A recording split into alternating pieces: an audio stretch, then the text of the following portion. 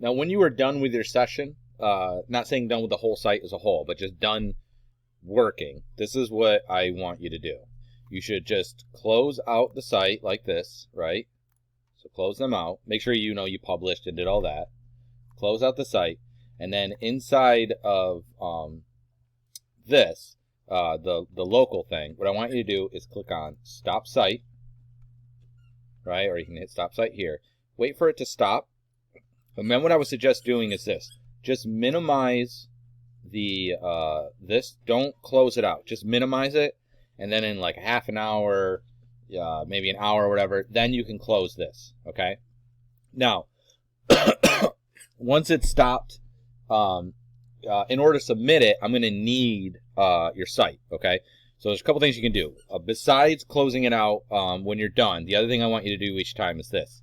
Right-click over top of the site, and then I want you to go to Export, which apparently it's got to be played. So let me put it back on, so I'm going to start it. Right-click, okay. Go ahead and export it. And that's fine. Then just hit Export Site. And then, okay, so it says cone site .zip, right? So you can just, I'm just save it to the desktop. I'll hit Export. And what it's going to do is it's going to make a zip file that I can, it'll compress the zip file. Those files I showed you earlier that it makes by default underneath the local folder. So it'll make it a zip folder. And then what you're going to do, then I'll stop this. Okay.